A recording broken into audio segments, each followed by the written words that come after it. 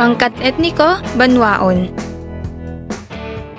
Ang tribo ng Banwaon ay isang katutubong pangkat etniko mula sa isla ng Mindanao sa Pilipinas, isang subgroup ng tribong Manobo. Ang Banwaon ang pangalawang pinakamalaking grupo sa nasabing lugar. Ang kanilang pangalan ay literal na nangangahulugang mga tao sa bundok. Ang Banwaon ay nagmula sa salitang Banwa na ang ibig sabihin ay nayon o bansa. Kilala rin sila bilang Adgawanon, Banwaunon, Banwanon, Higawnon Banwaon at Manobo. Noong 2006, ang Banwaon ang isa sa may pinakamalaking tribo sa Agusan del Sur na may bilang na 12,000 ang populasyon. Ang mga Banwaon ay nakatira kasama ng 4 na iba pang mga katutubo sa rehiyon, ang mga Higawnon, Mamanwas, Talaandig at Manobo. Inilalarawan sila bilang may katamtamang katawan at may taas na higit kumulang 5 talampakan 2.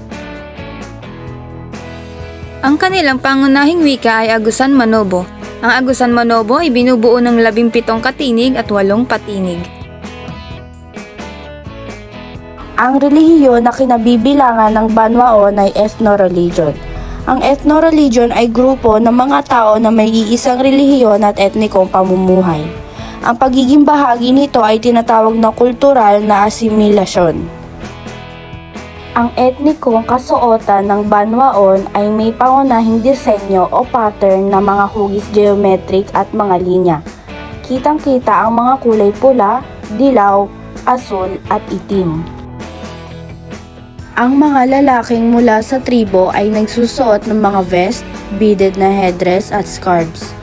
Ang mga kababaihan naman ay nagsusuot ng mga hikaw at kwintas na beaded bilang kanilang mga accessories. Ang tribo ng Banwaon ay mayaman sa kultura at natatanging katutubong komunidad na may mayamang kasaysayan at pamana. Kilala sila sa mga artisanal at kasaysayan tulad ng paghahabi at paggagawa ng basket na ipinasa sa mga henerasyon at gumaganap ng mahalagang papel sa pananatili ng kanilang kultural na pamana. Pagdating sa edukasyon, may mataas silang pagpapahalaga sa kanilang mga tradisyon at paniniwala. Ito ay makikita sa kanilang long-running Indigenous People School kung saan sila ay nagpapatupad ng culture-based education. Dito ay nabibigyan ng sapat na kaalaman at kasanayan ng mga miyembro upang mapangalagaan ang kanilang komunidad at kaugalian. Oral na tradisyon at musika. Tudom, sagradong talumpati na isinasagawa nila upang humingi ng pagpapala at kapayapaan. Ipinapahayag din ito sa tuwing kailangan nila magtatag ng bagong pinuno.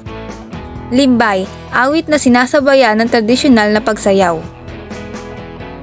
Kuratung, instrumentong pangmusika na tinutugtog nila sa tuwing mayroong kasiyahan o selebrasyon.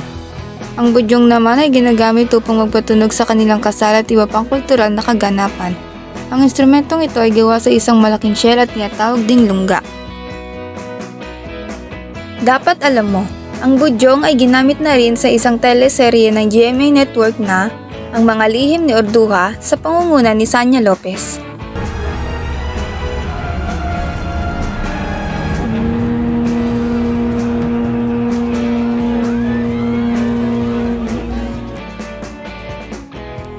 Sa ritual, pahubay, literal na ang ibig sabihin ay palambutin ang puso. Ginaganap upang itaguyod ang katahimikan at pagkakaisa sa harap ng pagkakaiba-iba at pag-unlad. Dapat alam mo, noong 2014, International Day of Human Rights, ang ritual ay isinagawa sa harap ng Plaza Miranda ng Quiapo Church sa pag-asang mawakasan ang lahat ng uri ng kawalang katarungan sa buong bansa. Wala silang konsepto ng ari-arian, walang naniniwala sa pagmamay-ari. Pinaparangalan ng mga patay. Iniiwan ang mga bungo sa poste at nilalagyan ng kwintas na bulaklak. Kapaligiran, iniiwasan nila ang anumang makakasira sa kanilang tirahan. Ilan lamang yan sa kanilang pagpapahalaga. At yan ang tribong Banwaon. Sana ay may natutunan kayo. Maraming salamat sa pakikinig.